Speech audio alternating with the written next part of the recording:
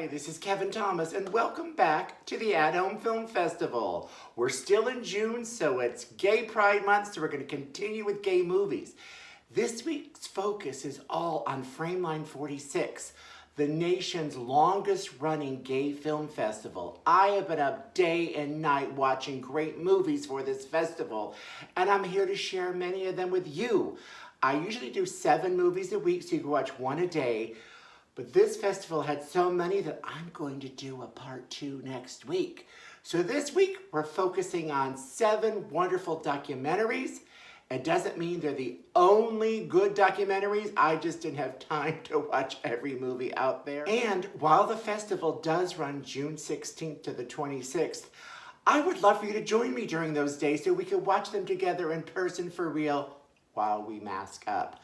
But if you can't make it, guess what? They are also streaming many, many movies and shorts and documentaries and features, so you could watch them at home. Streaming dates are June 24th to the 30th, and I have picked only movies here that you could stream as well as see in person. So let's check out the documentaries. Let's go! Remember the name Jeffrey Schwartz. I love him. I'm gonna say he's my favorite documentary filmmaker. He always finds great stories to tell, from tales that we already knew or even stuff we know nothing about.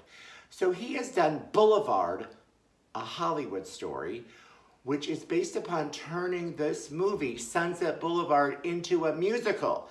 Now, you gay queens out there are thinking, I've already seen the Andrew Lloyd Webber. I know Glenn Close did it, Kevin. He got nothing to tell me, but thanks to Jeffrey Schwartz, who's done many great documentaries, did you know that they first tried to turn this into a musical right after the 1950 movie? And Gloria Swanson was also going to be in the musical? Oh, the tale of how this almost came to the stage is just as amazing as the story itself. Jeffrey, thank you for yet another wonderful film. Can't wait to see this at Frameline. Come on with me. But remember, we could stream it at home. Can't wait for you to check out the International Mail Story. If you're gay and at a certain age, you probably remember reading this magazine, International Mail, which was supposed to be selling fashion to, they're trying to make it to straight people, but the gay people bought the fashions because it was a little more flamboyant and over the top than most straight men would wear, and the models were super hot. So we always thumbed through this magazine. By the way, millennials, this was a piece of paper that opened up with color photos. Oh, the story behind International Mail is just wonderful. It's just as interesting, too, to hear about the people who were involved with it and how they became a family, and all the famous people that used to shop at their actual store that they had, including Barbra Streisand. Oh, let's watch this, okay? I can't wait. Keep the Cameras Rolling, the Pedro Zamora Way, is really groundbreaking in its story and the fact that MTV aired it. The very, very, very first Real World was set in San Francisco, and it featured Pedro, who was HIV positive even at the time, and he used the TV series as a platform to educate people on the HIV virus. It was very brave way back in the day for even MTV to tackle this topic, let alone having a gay character on a mainstream TV show. So for those, I applaud MTV. So I am so happy that this became a movie, and I'm happy to share it with you. If you're from the US, you probably never heard of Blitz. It's a UK nightclub that actually was kind of short-lived, except for its history has gone on forever. This is, let's say, the London version. Sorry, I was just in the UK trying my bad accent. This was the London version of Studio 54, where everybody wanted to go. Every famous person like Boy George would be there.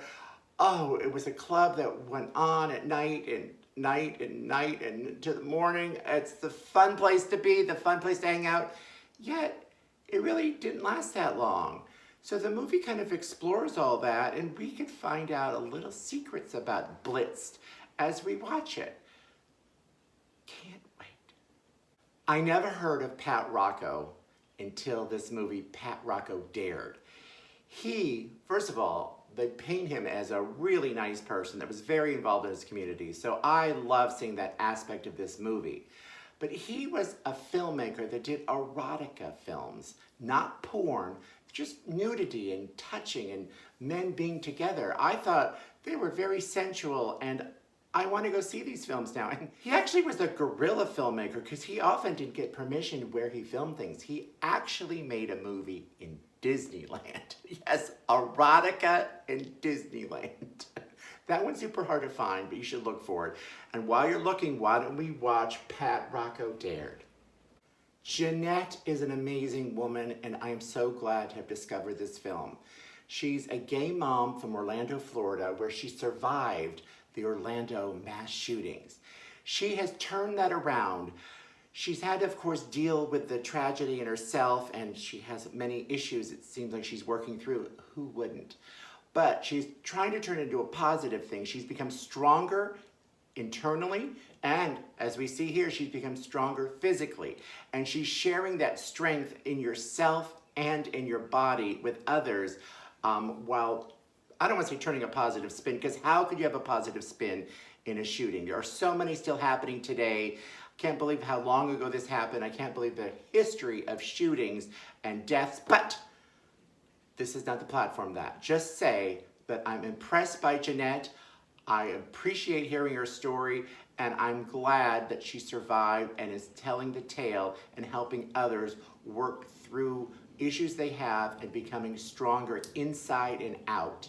Our last film is Imperio, a story of Mark Eustace. I actually have talked to Mark Eustace, because who wouldn't talk to him? He puts on the greatest movie screening events.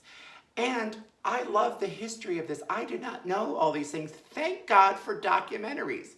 So for those in the know, Mark really is the pioneer of having the talent come to a screening, doing kind of a tribute to them, maybe an interview, and then screening the film. I completely remember when he did Valley of the Dolls, and we had drag people reenact it, and then he interviewed Patty Duke, and then we saw the movie.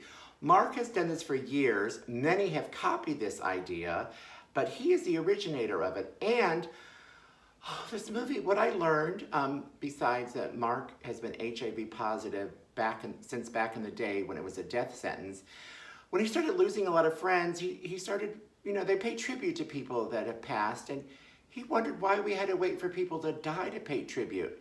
So not only did he do this with friends, but he started doing this with movie stars and their films. So over the years, I have been entertained by so many of his programs, The Poseidon Adventure, Poltergeist. He really, really, really is a talented person who has brought so much joy and happiness to the gay community of San Francisco. He's one of our icons. So I'm glad that there's a movie we could see that explores him, teaches us about him, and pays tribute. So thank you so much, Mark. So that's it. That's our show of the week. Hope you enjoyed it. Documentaries are amazing. Come see them in person starting June 16th. Or if you can't make it, you could stream them starting June 24th. Go to frameline.org to get tickets and find information. I will see you next week with narrative features. In the background, we're watching Fire Island, a super fun film. This one too would be great to watch in a crowd with a bunch of people. But if you can't make it or stream it, it's also on Hulu right now. Shouldn't tell you that. It really, though, is more fun in a crowd. So come to Frameline, and I will see you next week. But until then, you remember to share, that's right, and to subscribe and give me comments. Come on, I miss comments. I got a couple last week. People more go on Instagram and write me direct messages. So let's share our comments so we could bond together over movies. I'll see you later. This was fun, those crazy bitch Asians. Ooh.